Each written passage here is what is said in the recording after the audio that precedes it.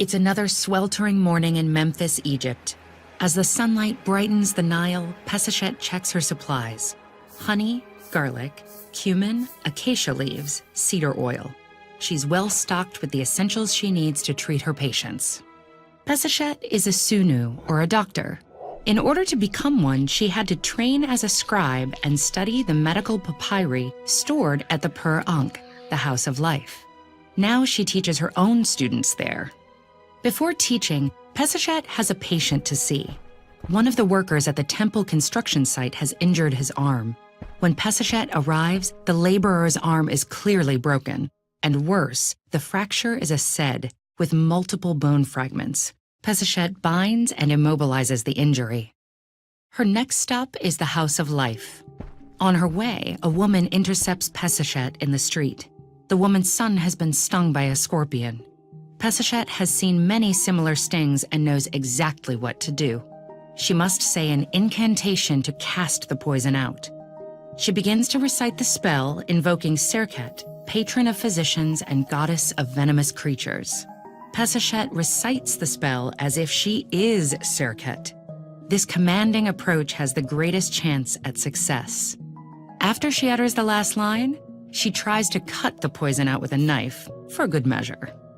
Pesachet packs up to leave, but the woman has another question. She wants to find out if she's pregnant. Pesachet explains her fail-safe pregnancy test.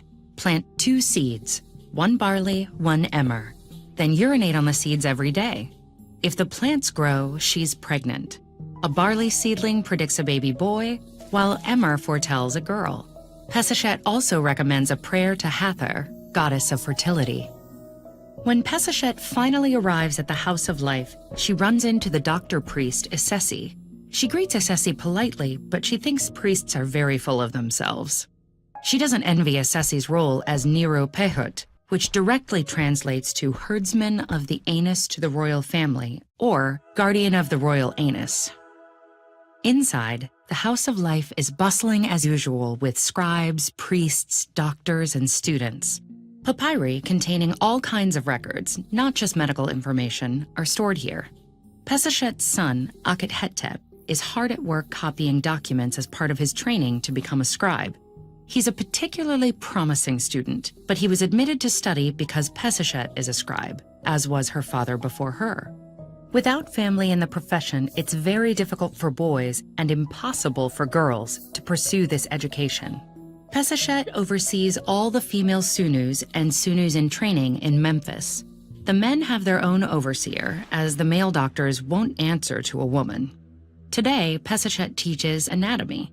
She quizzes her students on the metu, the body's vessels that transport blood, air, urine, and even bad spirits.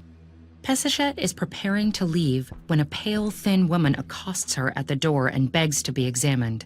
The woman has a huge, sore lump under her arm. Pesachet probes the growth and finds it cool to the touch and hard like an unripe hemat fruit. She has read about ailments like this but never seen one. For this tumor, there is no treatment, medicine, or spell. All the texts give the same advice: do nothing.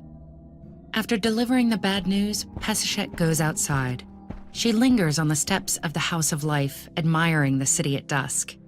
In spite of all her hard work, there will always be patients she can't help, like the woman with the tumor. They linger with her, but Pesachet has no time to dwell. In a few short weeks, the Nile's annual flooding will begin, bringing life to the soil for the next year's harvest and a whole new crop of patients.